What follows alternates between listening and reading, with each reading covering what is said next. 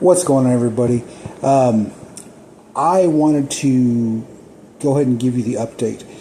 We did some digging into that tree, literally, and I wanted to share this video with you because I wanted to help you learn a little bit about water oak. I never heard of it.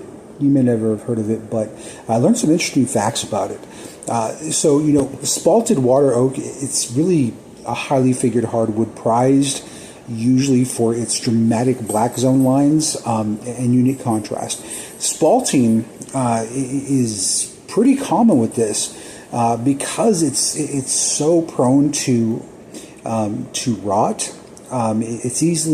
It gets the fungus needed for the fungal colonization for the spalting. So water oak, or Quercus nigra, it belongs to the red oak family, and it's one of the few red oaks known to aggressively exhibit black streaks in spalting while the tree is actually still standing and alive. And I went ahead and cut this, and you're going to see the whole video here in just a second. But I wanted to give you some facts about it. So the baseline Janka hardness of water oak is 1190 lbf. And this kind of puts it in the very similar durability of black oak, which is about 1210, and it's slightly softer than standard northern red oak, which is about 1290. However, spalting directly affects the hardness. Because spalting is really an early stage of rot, the fungi consumes the wood cells and the walls of the wood cells.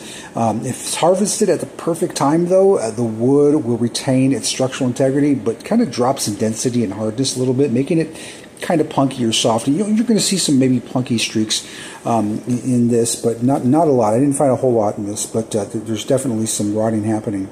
But usually, you could just stabilize it with some wood hardeners or epoxy, just to kind of restore its strength in functional furniture. But water oak is native to North America. The species is really kind of concentrated in the southeastern part of the United States, which makes sense because I'm here in Florida. And it's found usually along coastal states, like from New Jersey all the way down to Florida, and even eastern Texas, and even sometimes western Oklahoma. True to its name, it thrives in wet bottomlands, floodplains, rich, moist soils along the alluvial stream bottoms. Because these damp environments are high in humidity, standing water oaks are really prime targets for the fungi to create that really gorgeous coveted spalting effect. But scientifically named Quercus nigra, it was named by Swedish botanist Carl Linnaeus. Back in 1753, the epithet nigra, which means black, refers to its dark bark and near black acorns. It's historically referred to by southern communities as the possum oak or the spotted oak. So historically, water oak lumber was considered inferior to white oak because it lacks that natural decay resistance that white oak has, and it's really highly susceptible to internal rot as it really ages. So for centuries, it was primarily relegated to firewood, charcoal, or rough packaging veneers like vegetable crates. But in modern times, in just recent history, custom furniture makers and wood turners have really completely flipped the narrative on the water oak. Its tendency to rot while alive means it produces massive, beautiful, spalted live edge slabs that are really highly sought after for high-end dining tables, bowls, and accent furniture. So with that in mind, go ahead and take a look at this video that I made about the spalted oak, or sorry, the spalted water oak. I didn't know it was spalted until I cut it open, but here's the video on that. All right, guys. It's a small world after all. I'm just sitting out here and walking around. Then the owner of this Airbnb that we're at just happens to be out there doing some stuff. And I was like, oh, maybe it's his neighbor. Maybe he might know what this tree is. Remember the tree? That's the tree. Well, anyway, I called him over, and this here is Alvin, right? Yep. This is Alvin. And you're never going to guess where Alvin is from. We started talking. He said, where are you from? I said, New Mexico. And you just, that face lights up. When you meet somebody from a place like New Mexico in Florida, it's one of those things where you just feel like family. You just met a family member that you haven't seen ever, or just met for the first time. So Alvin was telling me here that this tree, this huge tree, is a water oak. He said a water oak, and he says it grows fast. Tell me a little bit about the water oak. What do you know about it? Well, it's an oak family, so there's like 2,000 species of oaks, and they grow really fast. So the water oak definitely needs water. The roots need to be aired. So you'll see the roots that they need to stay on the surface to have breathability. Okay. Then they go everywhere because they're so big and heavy. In heavy winds, really, they need to grab onto. Okay. Not like, a typical oak that has a ball and roots that are tapped. In 150 mile an hour winds, they're just going to turn over and ball up. So do you have a lot of these like turn over in the wind and just crushing houses? The water oaks don't. Okay. The water oaks issues are more rot because of how much water they do and where they're cut, how they're cut. They just naturally get a disease and start rotting from inside out. I had a great idea. I was like, we have this, we identified the tree as a water oak. There it is. And I had this idea. I was like, okay, our temporary landlord is here. He might have some tools. I was going to see if she could just let me go to her shop and cut a piece in half. She's like, well, I have a sawzall, and so we have a reciprocating saw that I'm going to cut a piece off because there's some just a bunch of firewood right here from different trees, and there's a couple of different species here. There's a live oak wood. There's and the water oak, and then a different kind that I forgot what she called it, but I could probably figure it out eventually. But anyway, I'm going to go ahead and get the sawzall. I'm going to cut a piece just right down and see what it looks like on the inside.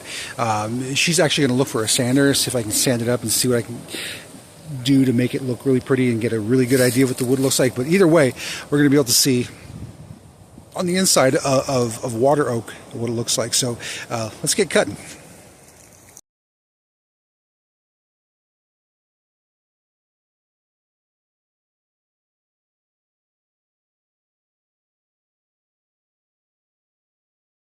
Okay, I got the wood cut. Take a look. I got a cross section like that. This. And then I cut the round piece off right there, just like that. So let's go ahead and sand it, see what it looks like.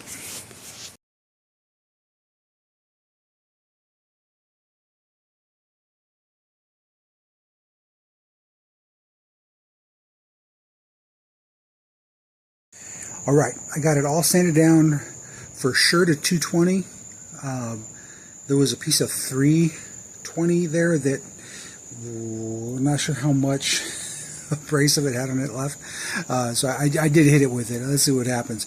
I'm going to go ahead and get the dust off of it, and then I'm going to show you the grain reveal right now so we can kind of see what it looks like. I haven't seen the grain reveal yet. I don't even know what it's going to look like, but it does look like there's a little bit of spalting in there. I can't confirm it yet, but I think there's some spalting. Let's go inside, run it under some water, and check out that grain reveal. Moment of truth. Let's start with the cookie first.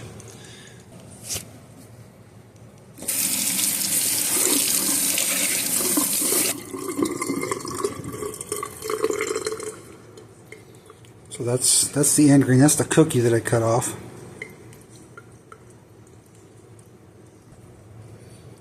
I guess, yeah, that's just really cool. All these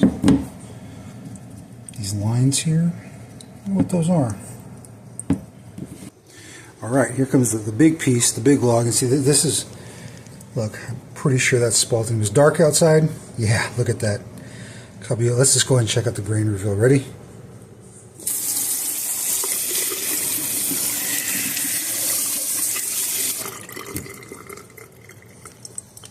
Man, look at that. That is really pretty. I wish you could see it in person. It looks better in person than it does on the camera. But just look at that spalting that's in there. Look how beautiful that is.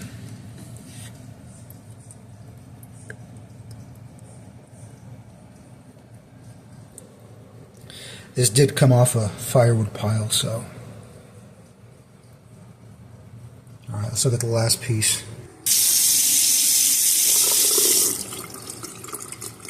But yeah, here's the last piece right here. I did forget to hit play, so you didn't get to see the grain reveal. But just look at that. Look at all that beautiful spalting in that water oak. Man. If I can get a big chunk of this and put it on the mill, the sawmill, and get some slabs cut out, turn it into dimensional lumber, it would make a beautiful anything, actually. Make a table, coffee table, countertop. It would just be absolutely gorgeous. Man, just look at all that beautiful spalting in there.